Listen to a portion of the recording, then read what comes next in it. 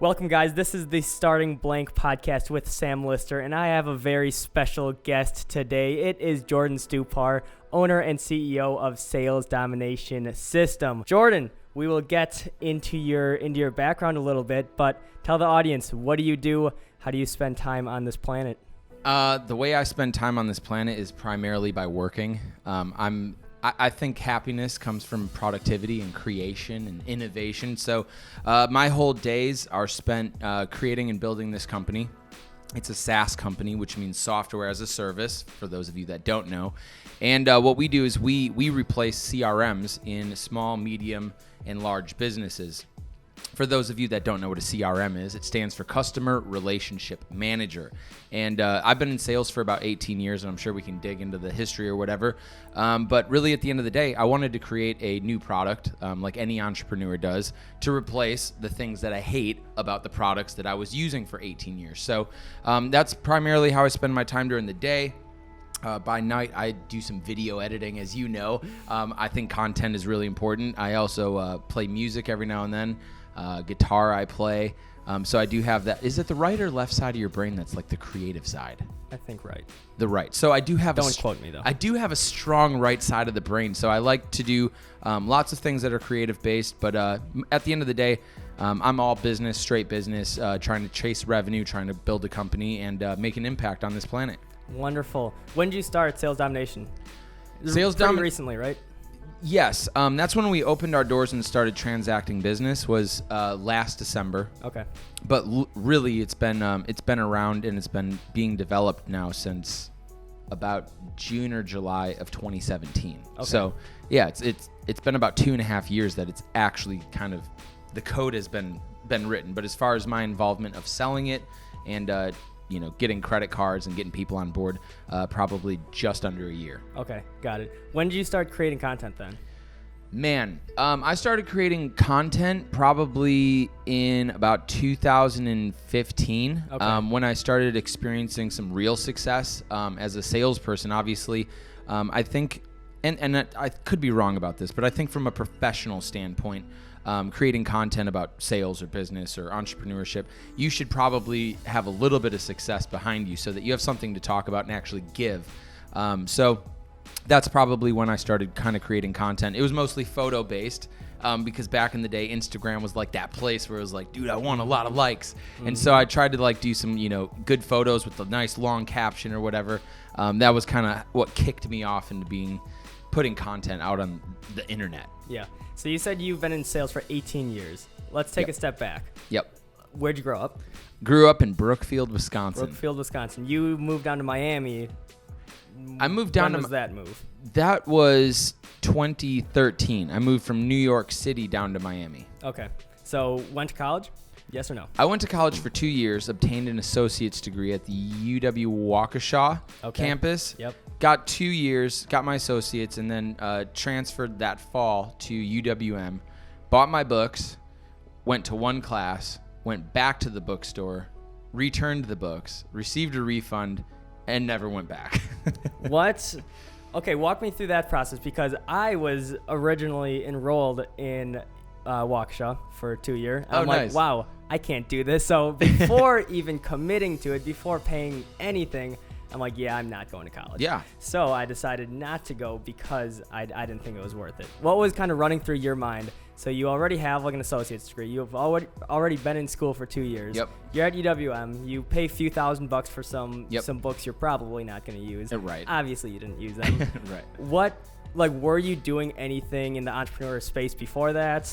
Having jobs, sales jobs, commission? Kinda a little bit. I mean, it was like the perfect storm really of like kind of growing up. Plus it was probably about 2007, 2008 market crashed. Mm-hmm. And so I'm seeing my parents get smashed with 401k, like everybody did in America for the most part.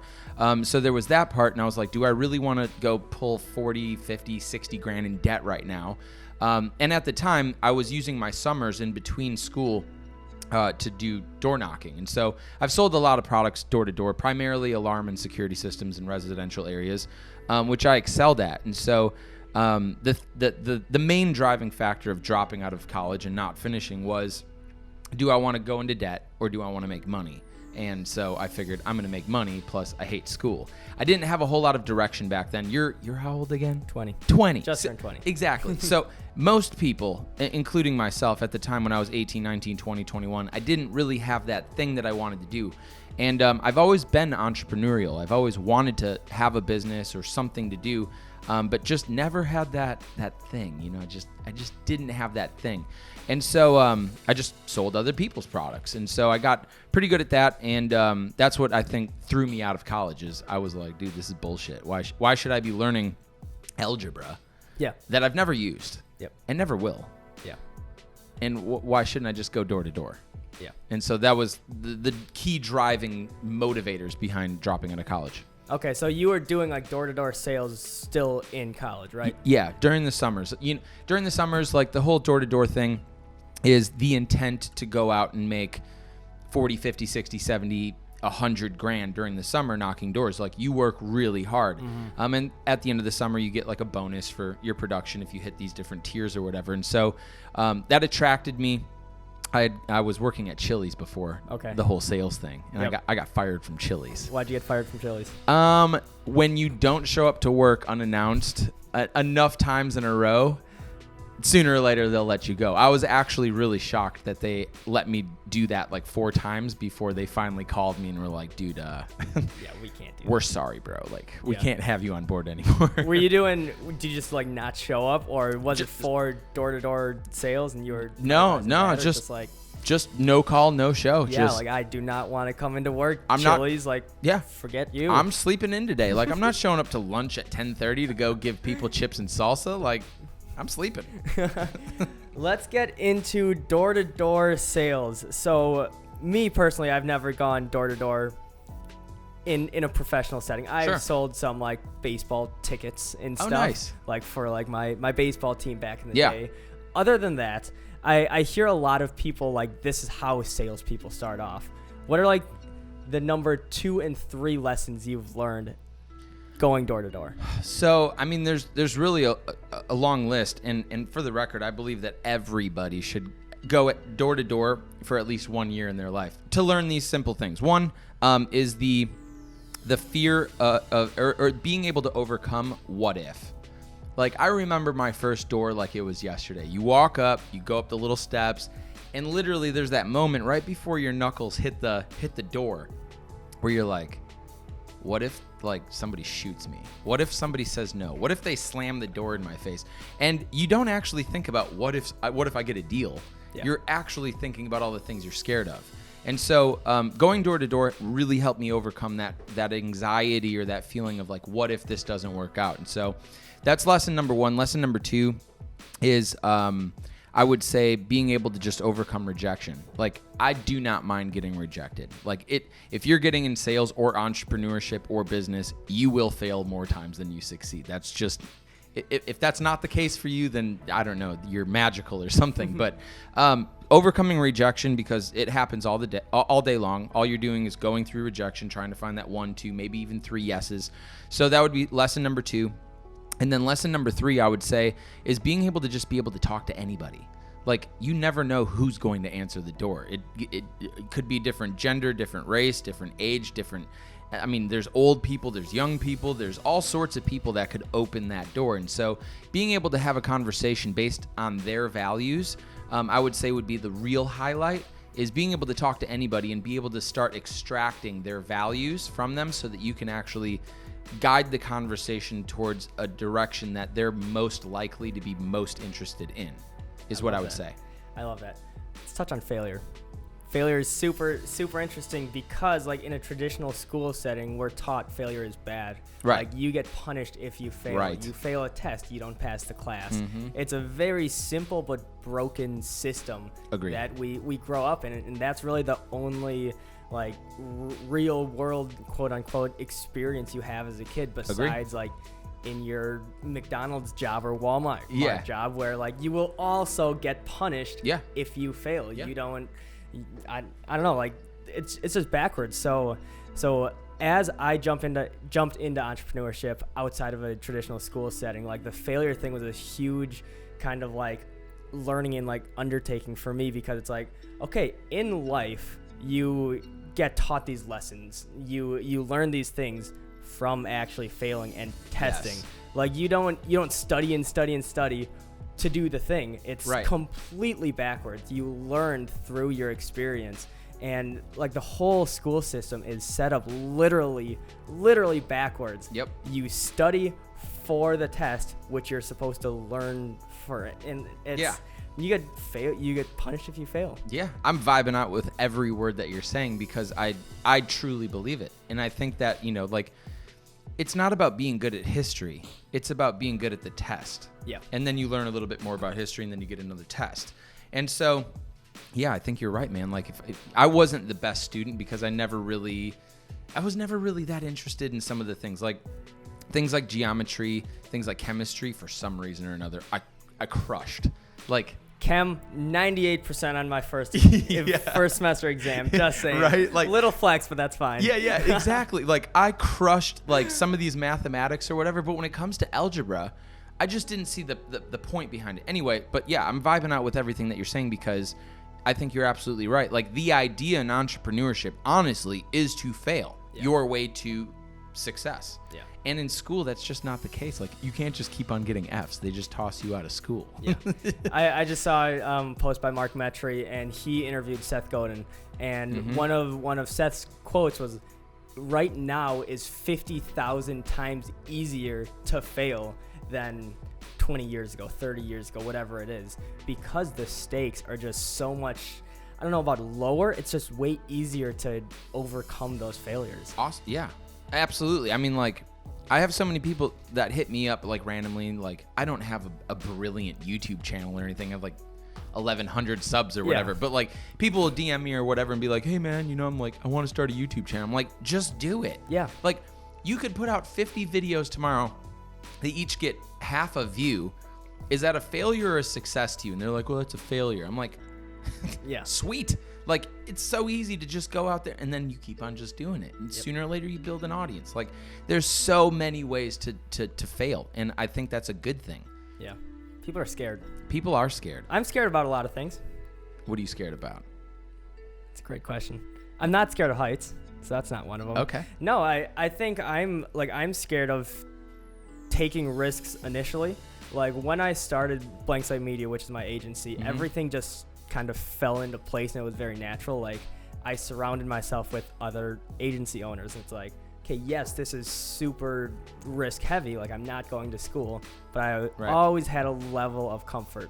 So I've always been a little scared to really bash against the walls. Like, yo, this is working.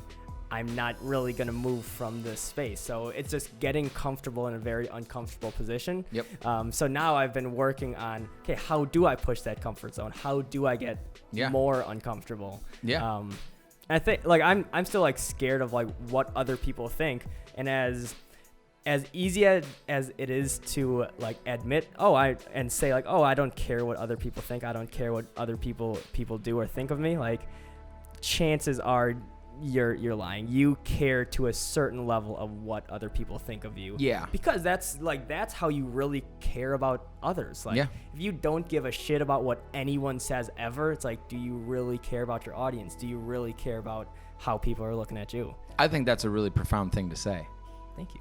I really do. Like, that's kind of impressive. Like, you kind of just gave me a little bing. Good. And I agree with you, because I definitely care what other people think about, my content, or, like how they see me dressed, or like whatever. Like, so I do care, but I also believe what you just said. Like, that is also my version of caring for others too, is being able to use what I see other people doing and be able to hopefully help them. I think that's probably my favorite thing in the world, is being able to be in a position to help somebody. And if I'm not, then I judge myself, and I'm like, man, I need to step it up. Yeah. Why sales? Sales, because it's a life skill. I think it's something that you can use everywhere. It's not something that I use just primarily here, like when I'm on the phone with somebody, like negotiating or whatever. I think it works in, getting in the relationship you want to be in, boyfriend, girlfriend. I think it's a good way to get your parents to increase your allowance. Like, There's a million different applications of what it is to actually sell. And really, at the end of the day, my personal definition of sales would just be the ability to persuade, influence, or motivate somebody to do something either for you or something that's in their own best interest. And so I think sales is that thing that literally, like, I could go anywhere right now. Yeah. You give me a laptop computer, you give me a phone, and drop me off in Thailand, I'm good. Yeah. Like, I can call the United States, I could call China, I can do whatever I want. And so it's a skill that's completely transferable. And like, just stupid stuff. Like the other day, I have a 24-hour pass at that parking garage right over there. It's $25 a day. Like, if you just grab the ticket and then you leave, like, that can get pricey. And so I had forgotten my little key card thing that you swipe or whatever. And the guy was there and he was like, man, I don't think I can let you through. I'm like, yeah, dude, I completely understand that you probably shouldn't. Your job is to make sure that people pay. I want to let you know that if you went into your little database, you typed in Jordan Stupar, you'd see my name and everything. And I was just nice and just like, dude, I understand. I didn't throw a fit. And he's like, yeah, man, whatever, I got you. And like, that was a sale. And so sales isn't just a money thing or like a, whatever. It's your ability to communicate to other people, get your point across, and get them to do something about it. Yeah. So that's what I love about sales. I love that. So in school, still touching on the point of sales. Yep. I maxed out my high school's business classes at literally every single one besides like intro to business. Yeah, we can tell. Skipped intro to business and still don't remember really anything from, it was probably 8 different classes. I took like 2 a year, 2 full semester classes or full year class, whatever it is. Yep. And I don't remember too much. I feel that. I never learned how to use QuickBooks. I learned all of the back end of accounting that I forgot a year later because I was just studying for the test. I'm a very good note taker. I'm a very good test taker. So I just like weaved my way through school and I was never challenged. Like, right. I knew, okay, I'm not taking any AP classes. I took like 2 in my high school. Yep. Already paid for them, said, okay, I guess I need to take the exam. And I just like wrote how I'm not going to college on the exams. But there was nowhere in there teaching you how to sell. Agree. Anything. Agree. Not yourself, not a product, not the Your marketing company. behind it. Yep. Anything. Yeah. No selling. Why do you think that is? I don't know. I've been like obsessed over the fact of how is this school system so backwards? I don't know. Both high school or college or even younger, middle school, elementary school, like creating a business course and not teaching real stuff on how to sell, right? What a personal brand is. How do you get people? How do you get in front of the right people? What is a network? All of these things. Yeah. Literally never have learned. Yeah. When you graduate high school or I mean in some cases college, like you come out and you don't know anything about if you are entrepreneurial. Like my sister, she is the polar 180-degree opposite of me. Like ever since she was like 6, she's like, I'm going to be a lawyer. And I'm like, okay, cool. She goes through college, top of her class, whatever you call that, valedictorian. Yeah, that was her. And then she goes to college and like blah, blah, blah. And like 8 years later comes out a lawyer. And like she's making a really good living for herself right now as a 29-year-old. And like the school system is perfect for that. Like if you're going to be a doctor, go to medicine school, like whatever. But like if you're me, I was going to college for a communications degree. That's what I was going to graduate with, is a communications degree. What the hell is a communications degree? Yeah. I still to this day don't know what those people that like walk across the thing, do the little, toss of their square hat. I don't know what it is that they are able to do with a communications degree. Yeah. Can you communicate?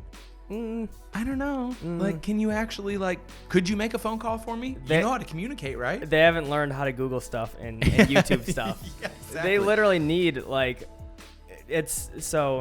backstory. Yesterday, I learned how to use Adobe Audition, which I didn't even know what it was. Me neither. I'm like, okay, I've seen one video on it.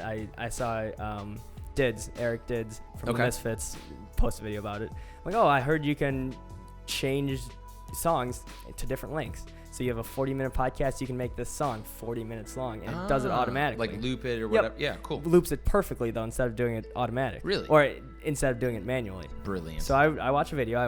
I got 2 minutes into the video, and you could just do it. It's like a 5-step process. It's super, super simple. Yep. And I told my dad, I'm like, yo, look what I just learned how to do. And he's like, you think they teach that in college in like a video production class or in a probably not digital media class? I'm like, there is no way in hell. No chance. They are learning how to loop songs in Adobe Audition in 2.5 minutes. No chance. And if they are, it's definitely a semester course. Yeah. Semester long class. It's ridiculous what people are paying for when they go to higher education. And don't get me wrong, again, I do want to make a point for the engineers, the doctors, and the lawyers out there. I'm not, if I have like open heart surgery, like I don't want Sam Lister to watch a YouTube video on it and then be like, dude, I got this. Yeah. I need a doctor. But we're talking business, anything yes, in business. For the vast majority of Americans, at least, probably humanity, there's really not there's not a reason to go to college. Yeah. I just don't believe in it because of what you just said. I was in Dallas, Texas. I have a really good friend named Russ. He's a very successful entrepreneur who has this brilliant company. Not the musician? No. Okay. No. He has this brilliant company called Utility Connect. And basically, I was just hanging out with him at his house, and he was like, man, you know, like, we should come up with like a letter jacket type college like graduation thing called like Class of Never, and it'll be sponsored by YouTube and Google, because that's where we, as entrepreneurs, as business people, as videographers, like, dude, I when I opened up Final Cut Pro for the first time, I'm like, what the hell is this? Like, go to YouTube. How do you import a video? Like, oh, you click the down button, you know, like, and so I think there's a trillion resources out there. Most of it is quality and free on YouTube, whatever. And you can access all of that. So I don't see any reason why, if you're not going to be a doctor, lawyer, engineer, one of those really specific niches, why would you go to school? Yeah, I agree. Go into sales, go into business, and sit in front of the computer and learn. Yeah, I agree. And in school, like, I will, I guess, play devil's advocate. As much as I like to hate on school, it is a good place for people to learn about, here's a network I can build. And a lot of people don't have the intrinsic motivation to teach themselves a lot of those things. So some people strive in a school setting, but it really comes down to how do you utilize that network? How do you utilize everything? I just had a good call with my friend Ava. She's going into her freshman year of college, so she's young. Mm-hmm. She started her podcast like when she was like 15 or 16. Dad is super well connected in the entrepreneurial space. Long story short, like, she's just crazy intrinsically motivated. She's like, my dad like nudged me to start all this and get interested in entrepreneurship, but she just took it and ran with it. Yep. So she's like interviewed Tom Bilyeu and Seth Godin, and she's like 18 years old right now. There you go. Crushing it. But she says, like, in this traditional school setting, she's at she's at Ball State in Indiana for college, and they specialize in entrepreneurship. And like, she tries to network and like make friends with like upperclassmen and stuff because they should know entrepreneurship. Yeah. And when she tells them like, oh yeah, I host podcasts, like I interviewed Tom Bilyeu when I was 16 years old, and like Seth Godin when I was 18 years old, and went to New York and stuff, they're like, who's that? Who's Seth Godin? Who's Tom Bilyeu? And she's like, I will take a step back. Yeah. Never mind. Yeah. You can't sit with me. No. Yeah.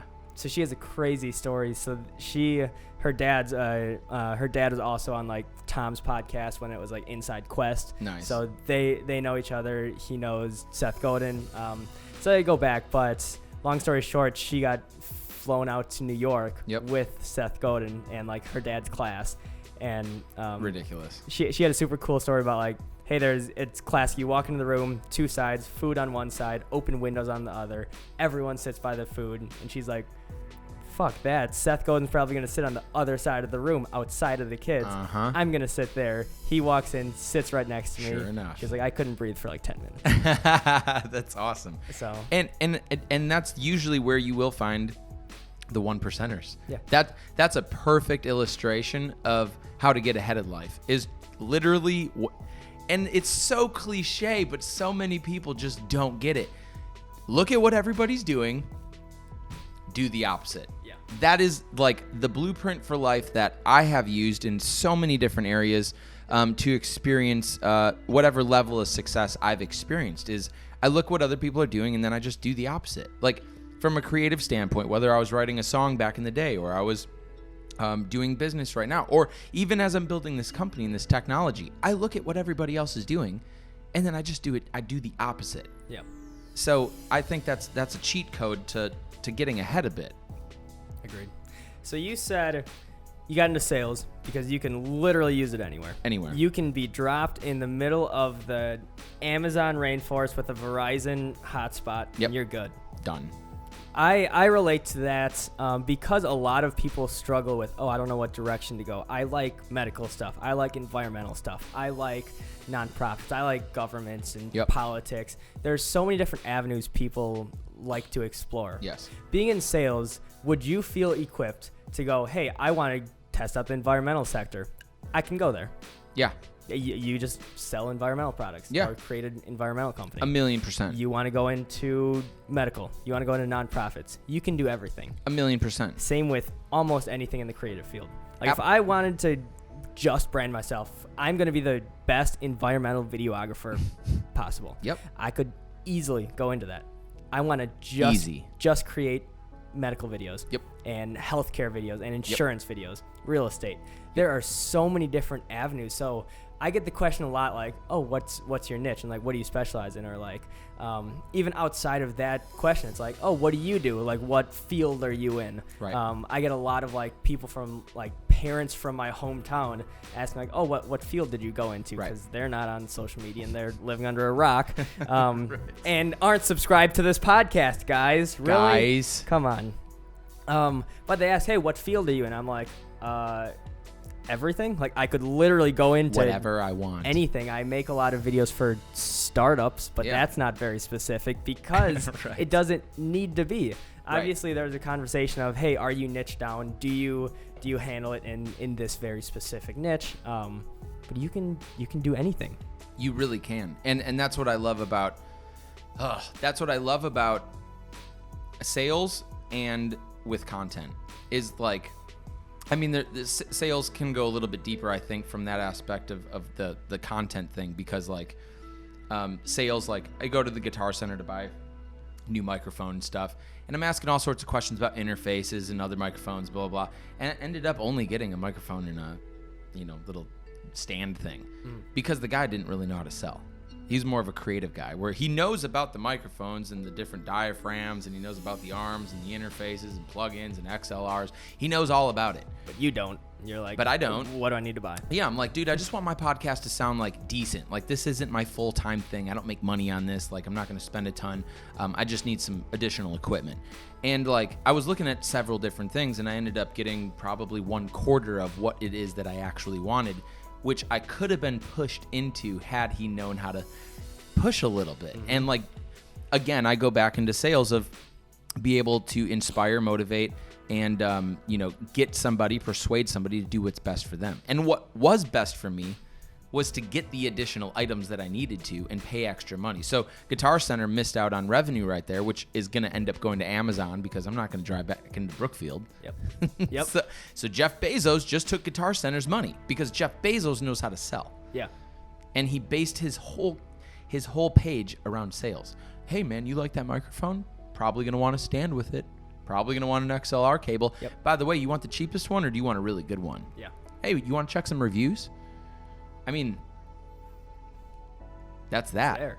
That's that. As a salesperson, you probably go into purchasing decisions a little differently than most people. Oh, I'm a lay down. Explain that.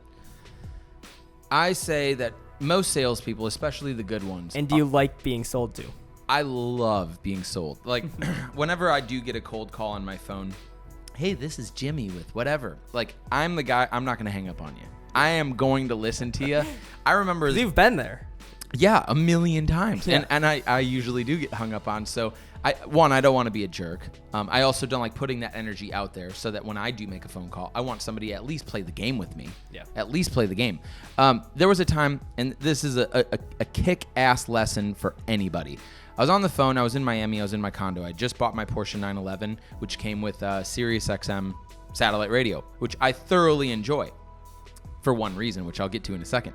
And the Sirius XM, like 2-3 months in, the subscription was up, and I get a call from this guy, forget his name, and he's like, "Hey man, do you want to extend your Sirius subscription? It's only $34.99 for the next 12 months. I just bought a $130,000 car. Money's not the issue here." But he's like, "We have a deal for you, like on the price break." And I'm like, "Okay, man, that sounds cool, but like, I just listen to Spotify." He's like, "Oh, but yeah, man, but like we have 1,000 channels and all this stuff going on."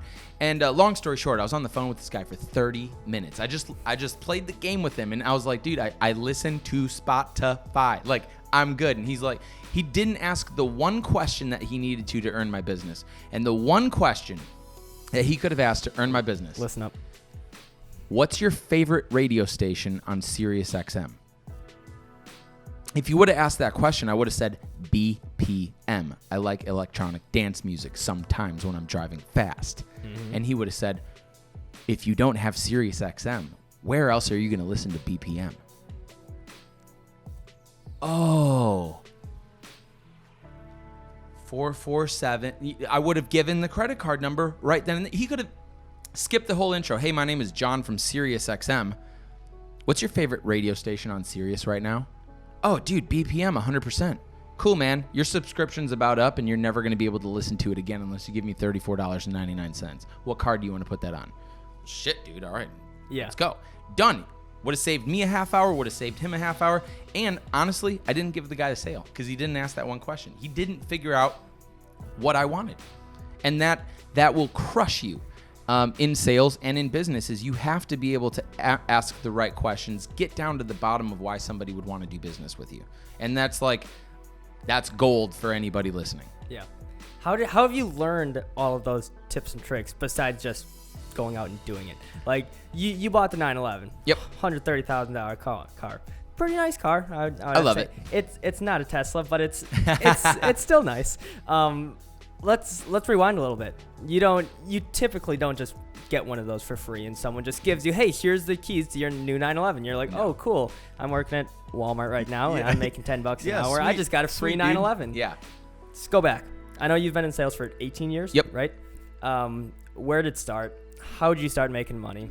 When did you realize, "Oh, wow, I can make a lot of money, actually"? Yeah. And what is success to you? So that's like 12 different questions Dude, all right. in one. But let's just go back. Let's stack them up. All right, so I'll run through my story super quick. So first products that I sold door to door were alarm systems. And I was probably in a really sketchy neighborhood for a white boy to be in back in the day. And literally, I got dropped off with a binder, and I'm just walking around, and I'm like, literally 2 weeks go by, and like in sales for a lot of sales jobs, you don't make any money unless you sell something. Like it was just straight commission. So 2 weeks, I haven't made a dime. I'm literally walking around every single day, and I'm hating my life. And my mom just says, "Knock one more door." Like I called her, I'm like, "Mom, I'm done. Like just come pick me up. I'm done. I'm gonna go back to Chili's." She's like, "One more door, Jordan." I'm like, whatever. So I'm actually walking to go do my one more door, and this guy flags me down. He's working on his car. He's like, "Hey man, what are you doing?" And I'm like, "I'm just giving away alarm systems, bro." And he's like, "Oh shit, man, I need one of those. Come on over." Anyway, he did a sale. It was a total laydown. Took me like 15 minutes. I walked out of that door, and I made $225 in that half hour. And I was like, that's where it hit me. To answer one of your questions is, that's when I learned that I could make a lot of money if I was able to duplicate this as many times in a day as I possibly could.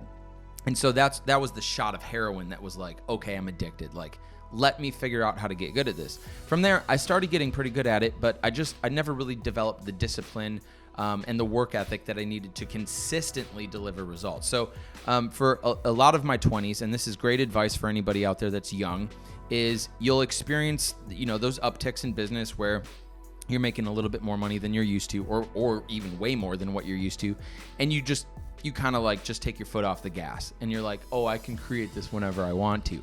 That's not really the case. You have to be consistent, and the system will pay you out. And so from there, I spent a lot of my 20s, probably 20 to 25, like just up and down, making 40 to 50 grand every single year, like literally take a week off at a time, then go print some money, pay some bills, party a little bit. And that was the story of 20 to 25 for me. 26, moved down to Miami. And that's where I got thrown in my first inside sales position, where I'm just cold calling on people or whatever. And it was a higher ticket sale. So like literally the income is limitless. And so there was people around me that were making a couple of bucks, whatever. Nothing terribly impressive, maybe like 80 grand. So like double what I'm really used to, but still nothing like shiny. And so the day that I became a professional, and this goes back to answer another one of your questions, I'm kind of keeping track as I go with this little check mark, is the day that I became a real sales professional and the day that I started actually making real money was February 4th, 2014. I made a phone call to a guy. I scheduled an appointment, and he said, nah, forget the appointment. Let's just take a look at your product now. So I do this, and it was the night before that I actually became the sales professional. I took a legal pad. Everybody knows what those are. And I wrote down I filled the whole page up with questions that I could ask at any given time, where if I got lost or got stalled out or just lost my train of thought, I could have a good question just lined up out of my artillery and just shoot it off to get a response. And I started using some of these questions in my sales process. And literally 30 minutes later, I walked out to the printer. I printed off a $108,000 contract. I get paid out on contract value. I made, what was that, 14 grand in a half hour? That's when something like, it just turned on, where I was like, dude, I'm going to work 15, 16 hours a day. I'm going to call as many mofos as I possibly can. And I'm going to ask these questions. And dude, I went from making $40,000 a year in 2013 to $80,000 in 2014 to $373,000 in 2015 to $452,000 in 2016. And so like those questions and that work ethic paired together, boom. And that's where I became obsessed with sales. And that's also where I started having the desire to kind of create some content and also answer people's questions, because when you're making that type of money, man, like that's really good money. Yeah. It's excellent, especially if you're not the business owner. Yeah. Because you have no risk, no liability. You're just showing up, doing work, getting a paycheck, and you can have a Friday night off or whatever. So that's what got me obsessed with sales. And that's kind of the background of how I got the Porsche, and like what I did to get it is just tireless work ethic and constantly honing skills. Yeah. So going into business, like I was wide-eyed. I had no idea what was going on. I had no idea how to sell. I had no idea what to charge people. Yep. Like that too. I know you don't know like too much of my backstory. I've had one job in my life at the Rock Sports Complex, which was baseball field in summer, snow park in winter. Okay. So I got my first job, pizza cook, $8 an hour, I think. Pizza cook. Loved it. Freaking loved it. How much pizza did you eat? A lot. Unhealthy amounts. And like all of my friends worked at the same place, and it was a pretty small place. It's only like a pizza cook and like a delivery person at the same time, and you just delivered like within the baseball field and like the umbrella bar. Yeah. So it is like a dream come true. Love it. Free pizza for like 2 summers in a row. How old were you? 14. 14 to like 15 or 16. Dang, okay. So I did that, and yeah, as soon as I could get a job, my first job was at like the snow park. So I raked all like the ski jumps and rails and stuff. So I did that, and then pizza cook first like 2 years of my working career. So 14 through 16. Yeah. I didn't make more than like $8 an hour. Then I turned 18 in like so I transitioned from pizza cook to baseball fields, which is kind of an upgrade. But I learned like, oh, I love this job actually. Like, yes, I could be making more money somewhere else for a 17-year-old, but like I love doing this, which is kind of like a common theme with my life. Like, yeah, I've never like disliked a job. I've never disliked a way to make money. Sure. So when I turned 18 and feel like the like a manager roles, which whopping $10 an hour. I know. We're going up the ranks Ballin'. here. But that's like when I learned how to like actually like lead a team. I was in charge of like 3-4 different people like within the baseball field. And then that winter, the winter of my senior year, so I ran the actual snow park. I got paid $300 a week. $300 a week. I was there 40 to 60 hours in high school. But because I got to snowboard quite a bit, like it's a wash. It was like a weird pay structure. They're like, we can't pay you hourly because you're snowboarding like half the time, but you still need to be here. And I'm like, you're lucky I love what I do. Yeah. Because I just worked my ass off. Like that was still in high school, so I had half days. So I got done with school at 12 o'clock every day, and I still ran track. So got done with school, went to the Rock, opened up the whole hill, came back to school, ran track practice or whatever it is, went back to the hill after that, closed up the hill, went home, did my homework, repeat that. Dude, all winter long. That's work ethic. It was like at least 100-hour weeks every week. But I went from working literally like 40 to 60 hours in high school and getting paid $300 a week. So like $1,200 a month. And then like my first video gig, he's like, all right, I'll pay you $1,200 a month. This will be like a $5,000 contract, and we'll do a few video shoots the month. I'm like, I'm going to make everything I've made this month 1 year ago into 3 video shoots. Yep. Making videos for a living. Yep. I'm like, oh my God. Yep. I'm rich. I'm balling out. I'm balling. No, but like that was my, and that was still with like my iPhone. So I had zero expenses, zero experience. Love that, dude. With my iPhone. He bought me a $40 Rode mic that I could plug into my iPhone, stand 20 feet away from him, film the videos, edit it on my iPhone, and that's how I started video. But that's like sick. From there, it was never like, yo, I'll charge you $20 for this picture for this 10-hour video shoot. It's like, I just realized people have money they can actually give you. Yeah. So from there, I'm like, oh, I kind of know what to charge. I'll just charge higher than that. I'm just gonna charge money. And just kept going and kept going and kept going. Yep. And like that's kind of like how I like woke up to like, oh, you can make money doing what you stuff. love to do. If you know how to sell yourself and you know you can actually bring value and you are solving a problem, people will actually pay for it. Way more than you think. Way more than you think. Absolutely true. Absolutely true. Like, yeah. Best sales experience. Best sales experience I've ever had? Yes. In my career. Maybe like easiest close, biggest deal, best feeling you've ever gotten. Maybe that was holding the keys of the new 911. What was it? The biggest deal was by far, I wouldn't say the hardest, but the lengthiest. I worked a deal with Sprint, Fortune 50 company, and in 2015 or so, when things kind of started turning on and I was making a bunch of money, I was like, man, you know what? I'm going to pick a Fortune 50. Just pick a Fortune 50 company, and I'm going in ice cold. And I'm going to do it Stupar style. I'm going to do it on my terms. I'm going to do it my way. And if I get this deal, I'm going to give myself permission to go do whatever it is that I want to do, because then I know that this process works at scale. And so, throughout the course of 2.5 years, I just started walking into Sprint stores. Like, I would just open the door at like 7 o'clock when they're kind of getting ready to close, and I would just find the store manager and I'd say, hey, I want to talk to your team about sales. They're like, okay, like whatever.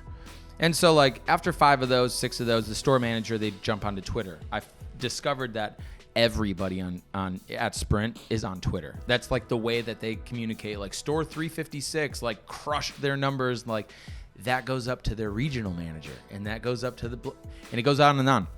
And so I just started, over the course of 2.5 years, I just started identifying the key players, who's the people I need to get in front of.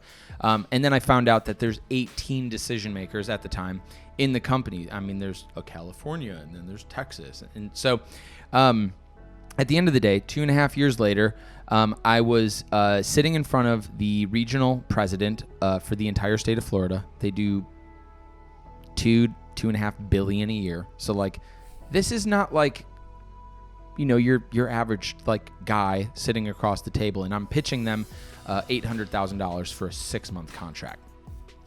And he's like, he's like business school, like obviously late 40s, very intelligent. You don't manage that type of business without really knowing your shit.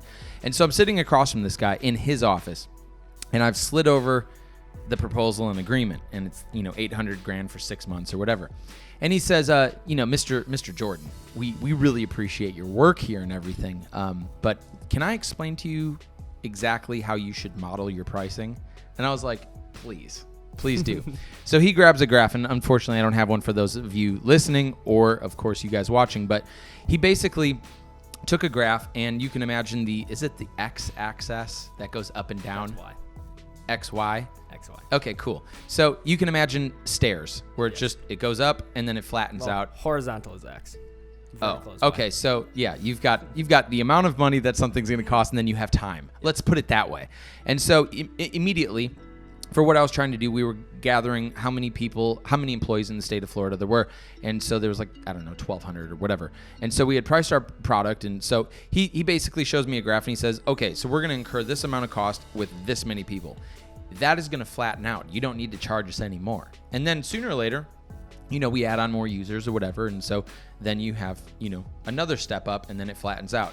And he says, so basically, you're charging probably about 75% more than what I'm willing to pay. And so I think this should be probably about a $200,000 contract. And that's what I'm willing to do. And so at the time, it was like October-ish of 2017. I needed this $800,000 in order to hit a bonus. And the bonus, what was on the table for me, was $188,000 to me, in my bank account. So I'm like sweating bullets across from this guy that's smarter than I am, more successful than I am, knows more about business than I do. And that's where everything really, really clicked in selling yourself. Is I said, sir. We'll call him sir. We'll call him sir. I said, sir. Sir Sprint. Yeah, I really appreciate the free lesson in pricing and economics and blah, blah, blah. But the truth is that it looks a bit like this. And it looks like just a straight linear, just rising line. And I said, because the product that you're getting is free. You're getting the product for free. I'm not charging you for the product. The $800,000 that I proposed, that's for me. Because who on earth is going to service you? Who on earth has been going to all your stores for the last 2.5 years and just going to Miami Beach and then going to Kendall and then going to Hialeah? And who's been the person doing that? And he's like, well, you have. And I said, who's going to continue to service this account? Well, you are.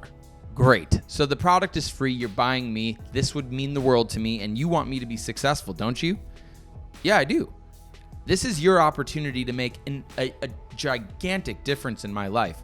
Let's do this. So he did it. And he did it at my price. And then later on, by the way, this is just another second layer of this deal is, okay, I got the deal. Fantastic. We got the deal on Halloween 2017. Large companies, in case you've never worked with one, they don't pay their bills on time. They pay their bills when they want to pay their bills. Net 30, net 60, net 90. By the way, for those of you that don't know, net 60 would say, if I give Sam an invoice right now, Sam would say, I have 60 days to pay that bill. And by the way, if I pay it early, I want a discount. That's kind of how these things work. So I don't get paid on my deal. Nothing really counts until money comes in on the deal. So I had 60 days exactly to get this check from Sprint. I'm sweating bullets because, again, I had finally gotten the deal. Now I need to get money on it, and I need to get money on it early. Now the problem is that November and December are what? Holidays. So that net 60 is going to end up overlapping into January. And I'm screwed. I'm literally out $188,000. So not only did I have to sell Sir Sprint on the agreement itself and get him to sign off on it, but I also had to make a couple of phone calls out to him, his legal team, procurement, to expedite payment. December 27th, 2017, we received a check from Sprint. Really? Yes. That was the day that I literally cried. I had gotten a check from this deal that I'd been working for forever. And literally the next day on the 27th, we were going to Riviera Maya for just a little New Year's vacation, whatever, with the family. And I remember waking up on January 2nd I remember going up into my bank account, and I remember popping that bad boy open and seeing a $188,000 check clear. And that was, 2 months later, I went out about 9/11, quit my job, and became an entrepreneur, and I've been unemployed since. So I have one question for you. Yeah. What is your favorite SiriusXM radio station? BPM. You want my credit card number 2? That is wonderful. Was this before or after SiriusXM Talk? This was before. Okay. When the dude was pitching SiriusXM, did you think about this exact conversation? Selling to Mr. Sprint. Yeah. The exact situation. Yeah. Instead of $800,000, it's $35 though. Yeah. Or $36. Yeah. I mean, if the guy on Sirius would have said, "Look, we can take a half hour to close this deal, and we'll play the game," or I could literally sell you in the next 15 seconds, but I'm going to charge you a little bit more since we're saving time. What would you rather do? I'd say, dude, what's the surcharge for saving time? He's $50, more than the whole subscription. Yeah. I would have done it. Yeah. And he would just say, okay, great. Instead of $34, this is going to be $84.99. What's your favorite radio station? Yeah. I would have been like, dude, that's a banger, bro. Here's the money. And he could have pocketed $50 just for saving me 30 minutes of his time. But SiriusXM, you need to call me. I can help you guys out. Wisdom. All right. I got a quick question for you, though. Let's do it. Got about 10 minutes left. We don't have a hard stop at an hour. I got you. But I got you. So you swung through. We're doing the podcast, which I appreciate you having me on, by the way. Appreciate you hopping on. Of course, man. Now, the question I have for you is, I saw the other day on your Instagram stories that a creator like you're a creator. I am a creator. You were having like a creativity block on making content. Yep. I want to ask you a couple of questions because I want to help you erase that block. Yes. Why do you create? To document my journey in an authentic way and show people yo, this is my life. And I guess the creative block was a direct reflection of a personal block in my life. I try to be very transparent on social media. But I was just going through overwhelmingness and a lot of things just hit personal relationships, family relationships, business stuff, and I guess contradictory. It was the best business month we've had ever, but personal was just rough. And October of 2019 was I released 4 videos, and I usually produce daily videos, 1 a day. Yeah. So I took a massive step back and just kind of reanalyzed everything. I felt like I have been just very surface level with my content. So I don't want to keep creating content that I think other people want to hear. I want to do it for myself. I love that. And get deeper and bring more value. I love that. So then in that case, I've learned that you've probably heard this line, your mess can become your message. And I think in my own personal life, I post quite a bit of things that I think other people want to see. Yep. And I get some likes, some a share here and there. Some views. The best content I have are the ones where I am most transparent and not only just transparent, woohoo, I closed a big deal, this is how I did it, but I mean transparent in, dude, where are the real struggles for me? Where have I really been struggling? And it's really uncomfortable to talk about, especially publicly. But literally on those types of posts, those are the posts that literally eliminate haters. Yep. That I've seen. I don't get any oh, dude, I knew you were a douche or whatever. People always come to support and encourage you. And so I wanted to say, as you're creating and kind of taking a step back out of the painting that you're in, is be vulnerable, not just transparent. Be vulnerable too, because that's where the lessons are for me as a viewer. And that's the advice I would give, just based on my own experience on social, is being transparent is one thing. I think being vulnerable is another. And I think if you can do both, I think that you have the keys to the vault. I appreciate that. Yeah, it shows, and I've had a few posts recently where I open up yo, these are the things I'm struggling with. I had a potential client meeting yesterday, and the first thing he asked me yo, how are you doing? And typically people ask you that oh, how are you doing? You answer good, and you're on your way. You're talking about here's the deal, blah blah blah blah blah. And he's no, how are you? Like, I've seen your posts. Are you good? Like, let's talk about your mental health.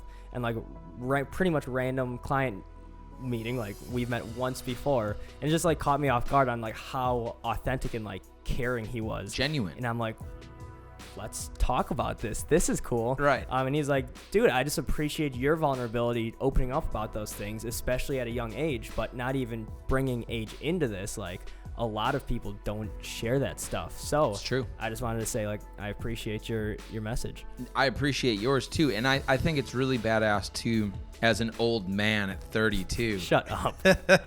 I think it's really badass to see people doing what I would be doing exactly what you're doing right now if I was 20. The exact same thing. We would be fierce competitors here in Milwaukee. Like, I would either move down to Chicago to get away from you, or I would kick you the hell out of my city and you'd go down to somewhere else. Like, I would be doing exactly what you're doing, and I think keep doing what you're doing. I think that's really exciting. And yeah, dude, just keep on doing what you're doing. I'm really proud of you, and that's why I wanted to spend some time with you just chatting. And I'm really excited for you, man. I think it's going to be a kick-ass journey for you, and me and many others are watching.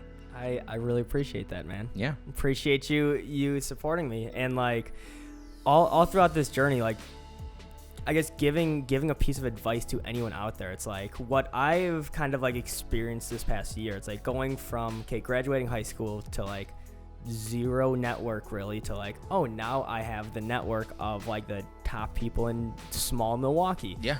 And that's growing, but like it really just shows it's all about your network. As cliche as it sounds, it's like it's so cliche. You are the sum of the 5 people around you. Like, the truth. That shit is real. So if you are surrounded by losers that just sit on a couch all day and complain about the government and how bad global warming is and don't do anything about it, like, yeah, that's gonna be you. Don't expect to be any different. Yeah, exactly.